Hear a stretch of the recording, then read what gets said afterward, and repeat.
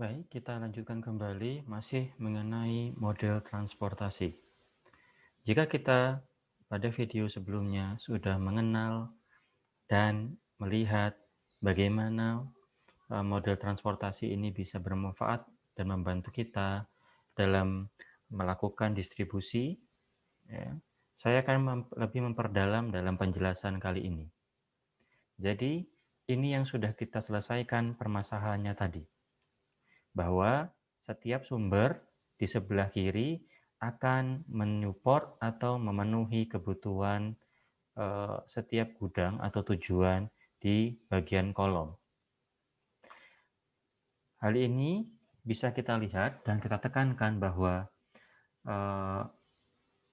model transportasi atau dikenal dengan TP atau transportation problem,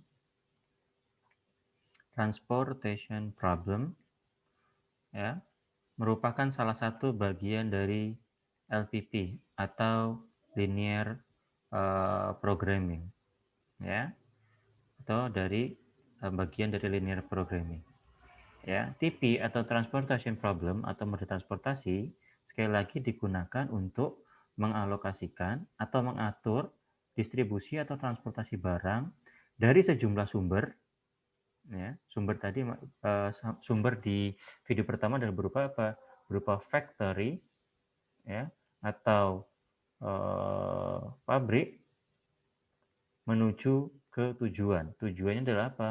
Warehouse atau gudang. Kalau kita tadi melihat bahwa factory di sini ada DEF, di sini jumlahnya faktor ada 3, dan jumlah tujuannya ada 3 juga, yaitu A, B, C. Ya, berarti ini jumlah sumber dan jumlah tujuan sama. Jika jumlah sumber dan destination, source dan destination sama, bisa dikatakan ini namanya adalah balance model. Ya, secara tipe dinamakan balance model. Berarti kalau factory-nya 3, warehouse-nya 3. Jika sumber tidak sama dengan destination, jadi keduanya tidak seimbang, dinamakan unbalanced model.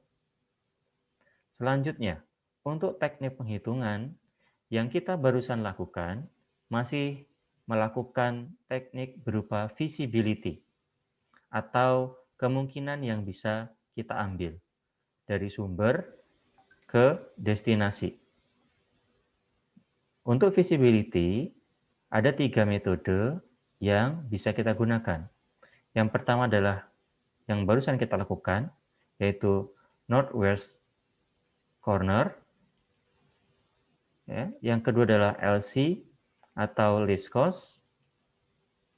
Yang berikutnya adalah FEM atau Vogel approximate method. Dalam penjelasan video saya sebelumnya, saya di akhir video dan perhitungan menjelaskan bahwa ini salah satu kemungkinan yang bisa digunakan ketika kita sudah mengisi semuanya. Tetapi karena tujuan kita, akan saya tambahkan, tujuannya adalah sekali lagi seperti di video pertama adalah mengoptimalkan. Mengoptimalkan itu tentu saja meminimkan shipping cost atau biaya distribusi. Jadi tadi biayanya sudah ada, tapi kita belum tahu sudah maksimal atau belum. Untuk menguji sudah optimal atau belum, ada teknik yang dinamakan teknik optimality.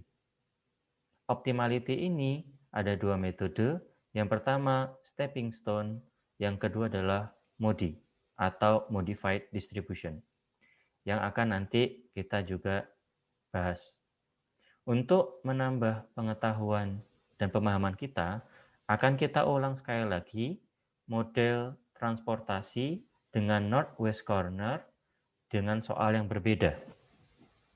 Ya, dengan angka yang berbeda, tetapi ini disamakan saja. D, E, F, di sini A, B, C. Ingat, northwest corner itu adalah di bagian pojok kiri atas. Untuk pabrik A memiliki 50 kebutuhan, pabrik B 110 kebutuhan, pabrik C 40 kebutuhan. Factory D memiliki kapasitas produksi 900. Mohon maaf, ini belum saya edit ya. Akan saya edit dulu. Ini tadi sama, belum saya edit.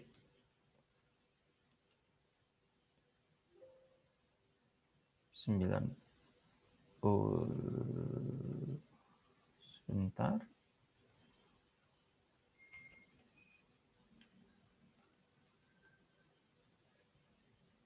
Oke.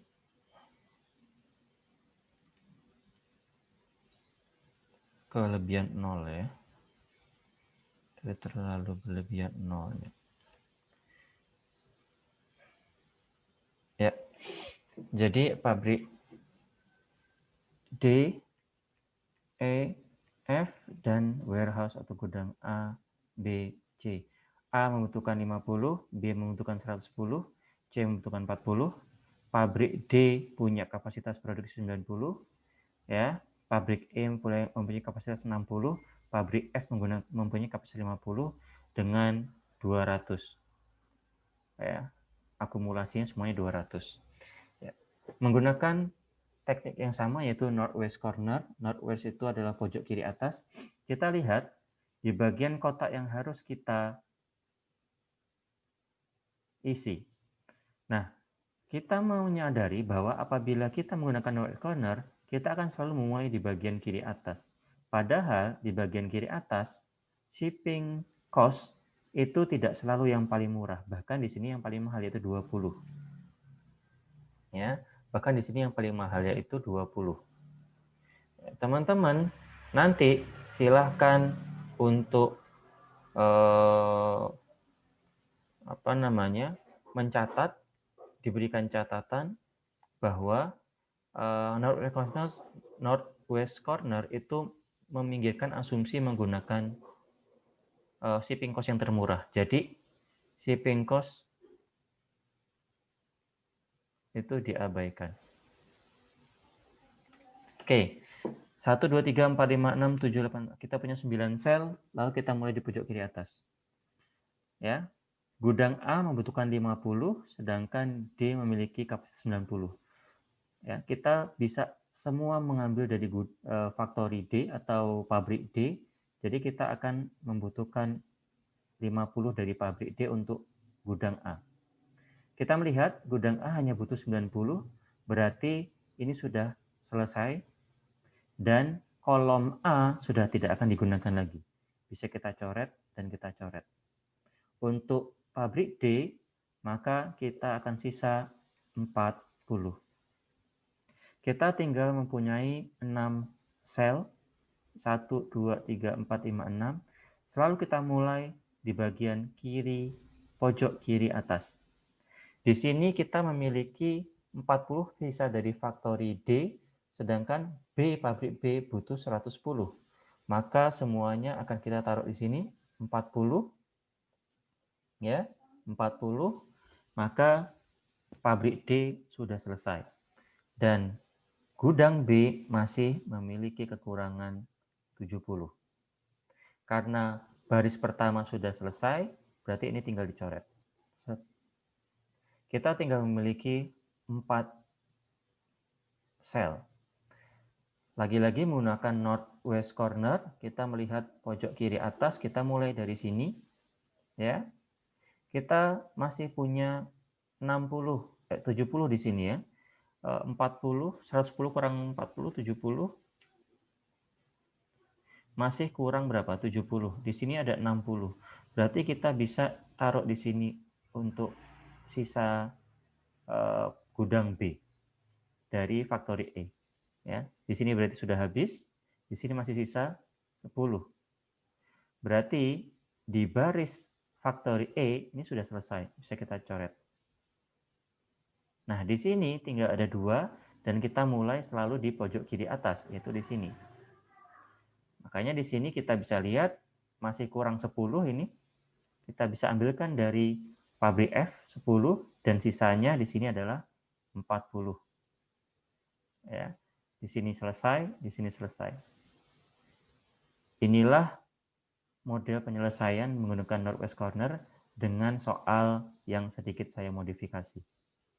Jika kita ingin mengetahui berapa, ya, kita tinggal cari. Untuk cos berarti 50 kali 20 ditambah ini 40 dikali 5 ditambah 60 dikali 20 ditambah 10 kali 10 ditambah ini sebagai 10 ditambah 40